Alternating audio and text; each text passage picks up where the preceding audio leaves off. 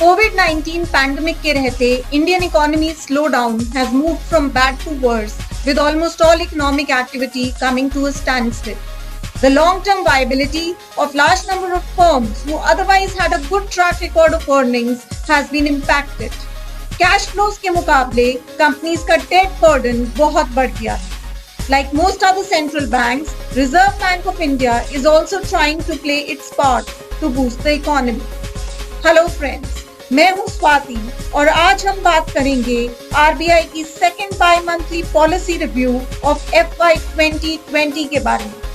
की policy rates change ना होने का बोरोअर्स और लेंडर्स के लिए क्या मतलब है और डेट रिकास्ट की विंडो जो लेंडर्स को प्रोवाइड करने की बात की गई है, चलिए इसे समझते हैं।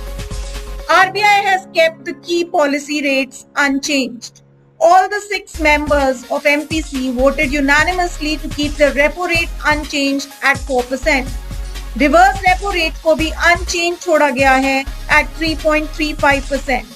ये डिसीजन राइजिंग इन्फ्लेशनरी प्रेशर्स और ग्रिम इकोनॉमिक आउटलुक के रहते लिया गया है। तो पहले समझते हैं कि रेपो रेट और रिवर्स रेपो रेट क्या होते हैं और स्टेटस को मेंटेन करने का डिपॉजिटर्स और लेंडर्स को कैसा फायदा मिलेगा।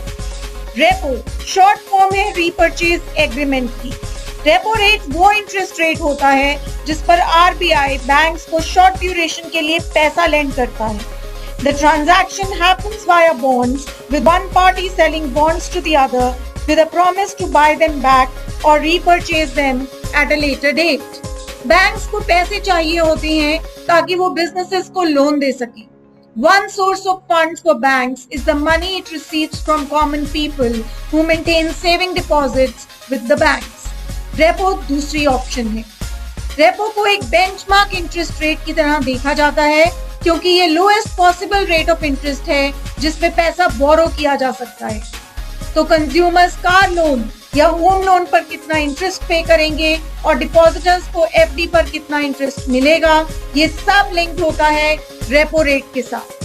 At the time when economy is doing well, banking system में एक्सेस लिक्विडिटी होती है और ऐसे टाइम पर बैंक्स आरबीआई से पैसा बोरो नहीं करते बल्कि अपने सरप्लस फंड्स आरबीआई के पास पार्क कर देते हैं। इस केस में आरबीआई बैंक्स को जो इंटरेस्ट पे करता है उसे कहते हैं रिवर्स रेपो।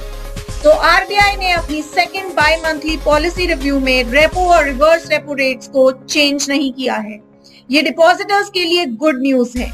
ऐसा इसलिए because banks have been continuously reducing interest rates on FDs of different tenures, so much so that some of them fetch interest even lower than the saving account rates.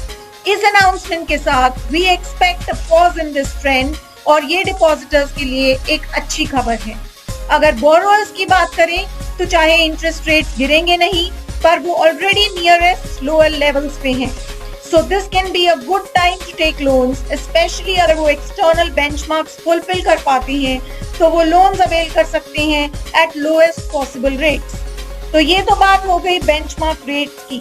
अब बात करते हैं date recast की। Date recast या date restructuring एक option है जो दी जाती है ऐसी कंपनी को जो कैश फ्लो प्रॉब्लम्स फेस कर रही है, जो फाइनेंशियल डिस्ट्रेस में है, so that it is able to reduce and renegotiate its delinquent debt in an attempt to improve its liquidity ताकि वो कंपनी अपने operations continue कर पाए।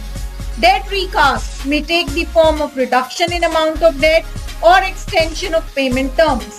इसे bankruptcy के comparison में एक less expensive option की तरह देखा जाता है। The main costs which come into picture in case of debt recast include the time and effort spent in negotiating with bankers, creditors, tax authorities, etc. तो RBI ने lenders को provide की है एक window to recast their stressed assets without having to classify them as NPA.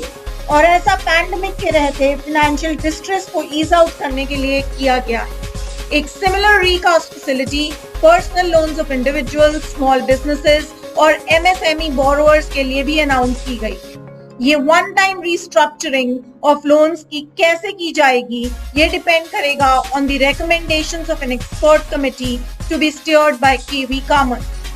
Idea ये है कि ये रिस्ट्रक्चरिंग ब्रीदर प्रोवाइड कर सके कंपनीज को, इंडस्ट्रीज को, ताकि वो अपने ऑपरेशंस स्मूथली रिज्यूम कर पाए। In the nutshell, let us always remember, together we can and together we will. तो आज के लिए इतना ही। I hope आपको ये वीडियो पसंद आया होगा। Do leave your feedback in the comment section, and of course, to view more videos and get regular updates, do subscribe to my YouTube channel.